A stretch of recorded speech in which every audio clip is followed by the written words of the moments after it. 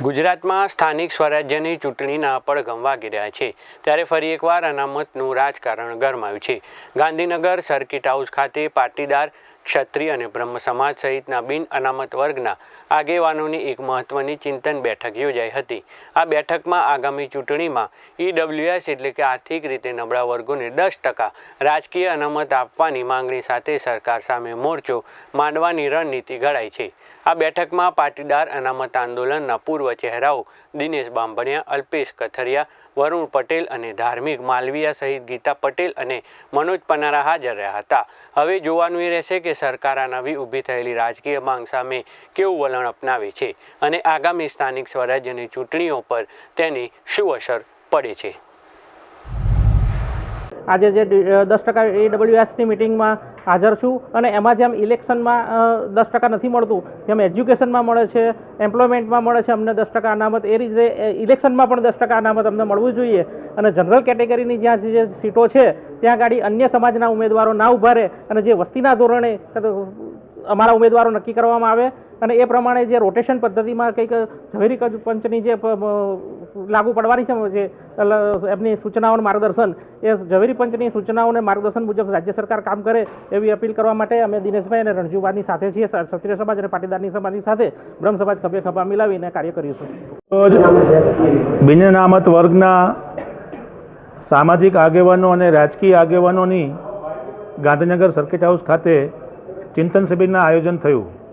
આ ચિંતન શિબિરના આયોજનમાં બે મુખ્ય મુદ્દા આપની સમક્ષ રજૂ કરીએ છીએ કે જે અમે સરકારશ્રીને ઠરાવિત કર્યા છે।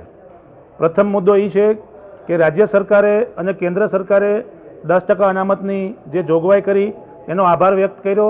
સાથે સાથે આજે 10% અનામત સ્થાનિક સ્વરાજની ચૂંટણીની અંદર ઈડબ્લ્યુએસના ઉમેદવારોને આપવામાં આવે એવી સર્વાનુમતે માંગણી રાજ્ય સરકાર પાસે અને કમિશન પાસે કરવાનો નિર્ણય કરવામાં આવ્યો।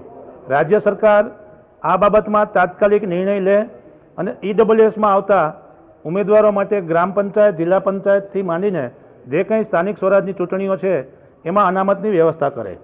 જે કંઈ સર્વે કે કામગીરી પૂર્ણ થઈ ગયેલ છે એમાં સાથે સાથે અમને તાત્કાલિક ધોરણે અનામતની જોગવાઈ કરી અને અમને સામાજિક રીતે ન્યાય આપવાની પ્રક્રિયાને આગળ વધારે। મુદ્દા નંબર 2 એ છે કે રાજ્ય સરકારે ઝવેરી કમિશનની ભલામણના આધારે રાજ્યમાં જે રોસ્ટર ડિક્લેર કર્યું છે એ રોસ્ટરમાં સુપ્રીમ કોર્ટના આદેશ મુજબ સાથે સાથે સામાજિક વ્યવસ્થા અને જે મતની ગણતરીઓ કરવામાં આવી છે તેને લઈને ખૂબ જ મોટો અન્યાય અને ભેદભાવ અને આડેધડ રીતે સીટો ફાળવવામાં આવી છે। અનામતની અંદર જે રોસ્ટર ક્રમાંક નક્કી કરવાનું આવ્યું છે તે સુપ્રીમ કોર્ટની ગાઈડલાઇનની વિરુદ્ધમાં છે અને સાથે સાથે આ અનામતની પદ્ધતિ કયા બેઝ ઉપર કઈ રીતે કઈ ગણતરીના આધારે કરવામાં આવી છે એની કોઈ પણ માહિતી રાજ્ય સરકાર તરફથી ડિક્લેર કરવામાં આવી નથી।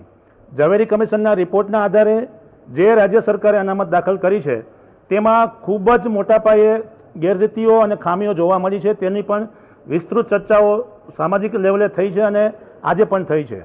રાજ્ય સરકાર આ બાબતે તાત્કાલિક જે ખામીઓ દૂર કરવાની છે એ કરી અને પછી જ રાજ્ય સરકાર ચૂંટણી જાહેર કરે અને સાથે સાથે 10% અનામતની ચૂંટણીઓ અનામત લાગુ કરે એવી સર્વાનુમતે રાજ્ય સરકાર પાસે આજે સહીઓ સાથે ડ્રાફ્ટિંગ સાથે અમે રજૂઆત લેખિતમાં આપી રહ્યા છીએ।